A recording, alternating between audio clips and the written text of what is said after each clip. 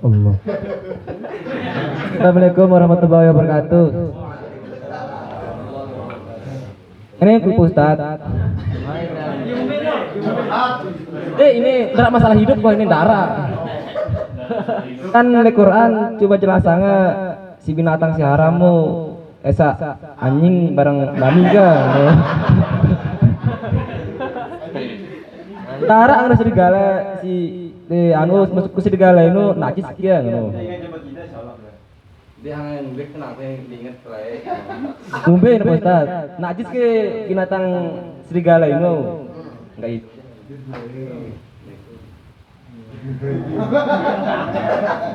Jepang apa? Terus berarti Teman kan Allah Allah kagak naik mik ini kali ini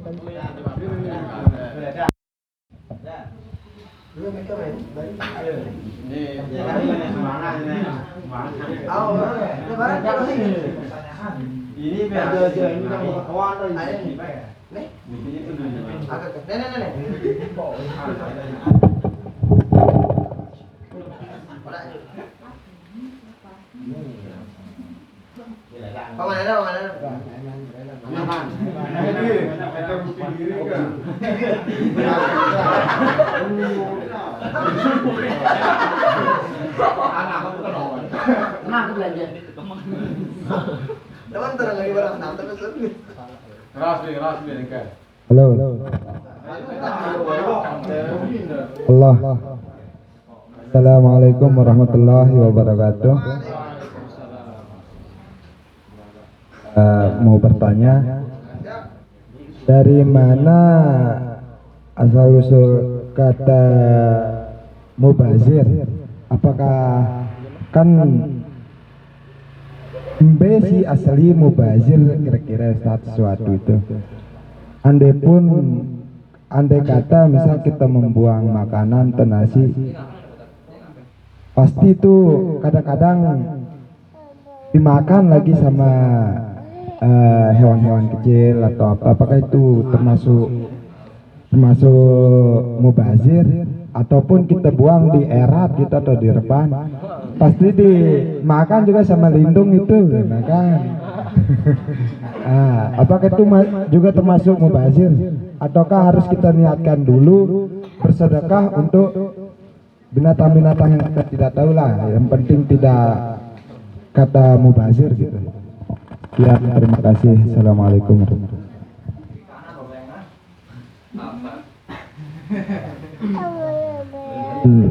Harap Malik sambil lebu kedua. Didik lila berketuan. Ini aman berketuan baik. Kalau berketuan baik dulu lah. Ya aman, ya aman. Pak Ustazah harus tulis. Jangan sampai mau berketuan dia.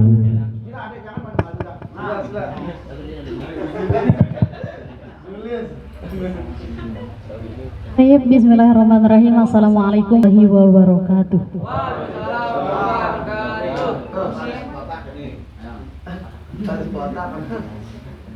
Afwan, sebelumnya Ustadz ingin menanyakan terkait suara.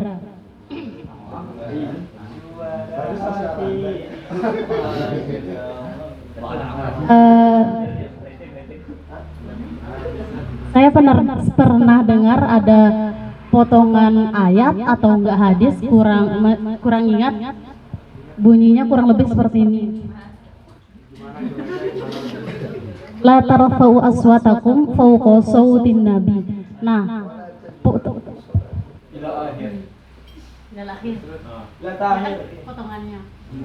Jadi kebanyakan orang melimpahkan hal tersebut itu kepada perempuan. Jadi dia bilang, jangan kalian mengangkat suara kalian di atas suara Nabi, sedangkan kita tidak pernah bertemu dengan Nabi sebelumnya, gitu. Jadi suara yang seperti apa yang tidak boleh diangkat? Iya, diangkat. Sekian, syukron. Wassalamualaikum warahmatullahi wabarakatuh.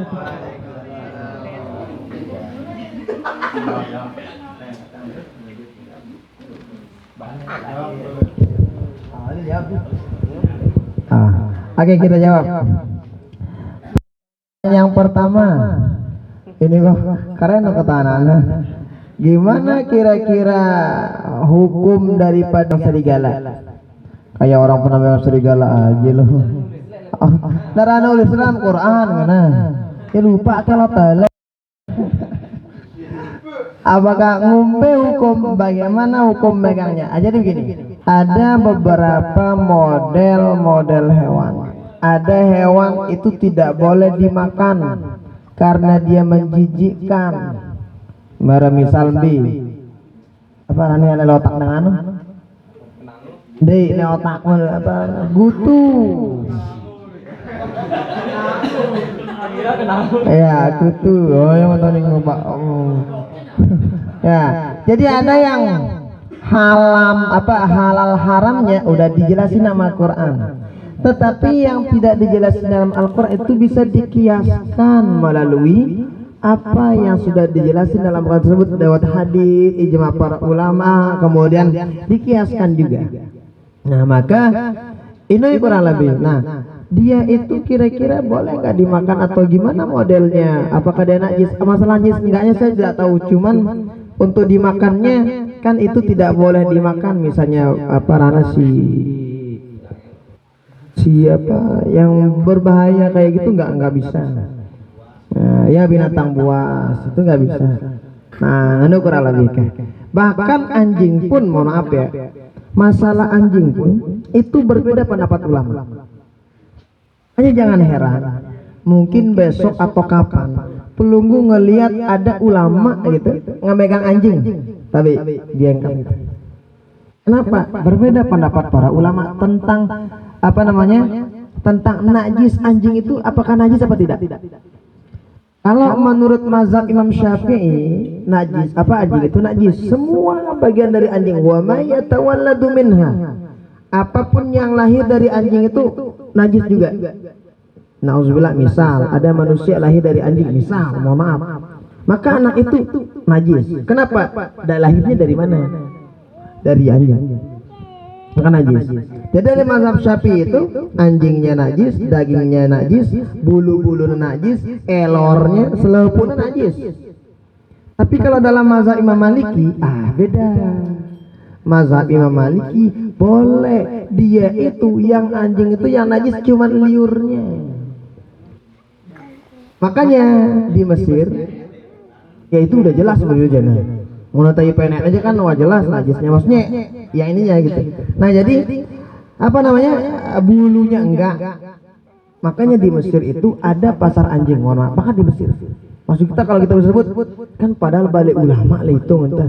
Kan ada pasar anjing, bukan masalah itunya, tetapi memang para ulama terjadi perbedaan tentang hal itu kenajisannya. Makanya dalam mazhab Imam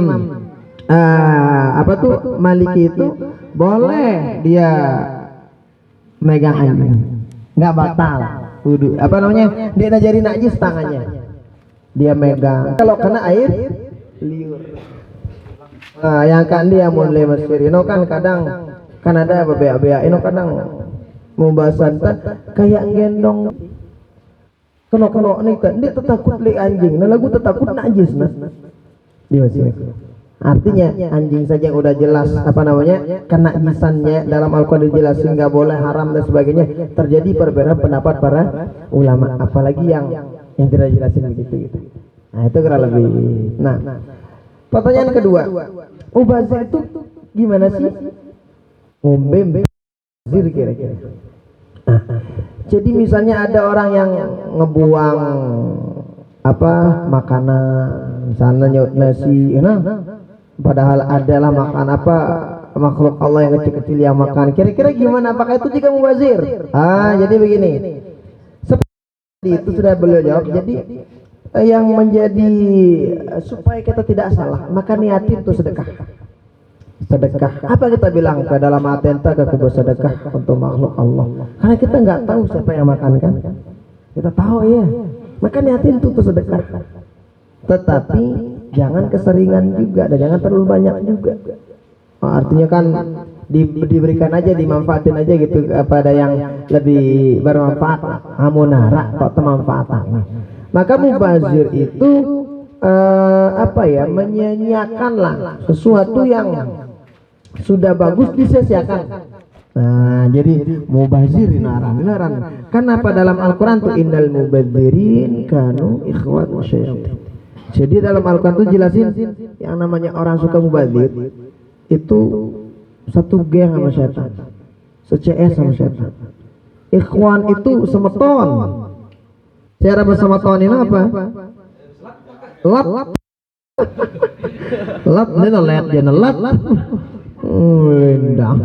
Nah, pokoknya apa sodat kah? Ikhwan itu dari akhun. Kental jama.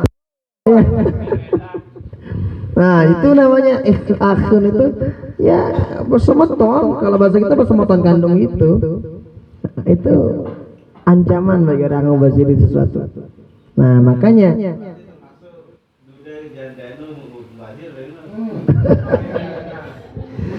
lalu bagaimana duda janda baka itu juga mubazir? Lalu bahale ini dulu enak.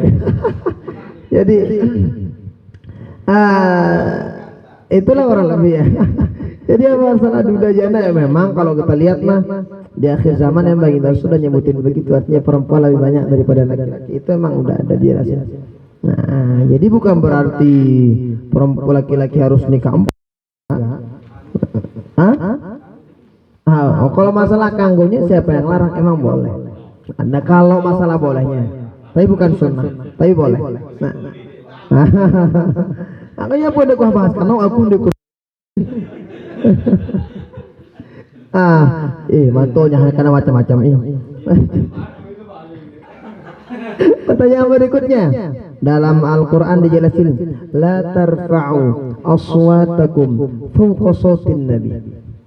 Ini apa makna hadis ini? Yang pertama kita tahu asbabun nuzul ayat ini dulu. Hadis saya bilang ayat ini. Kira-kira apa makna ayat ini?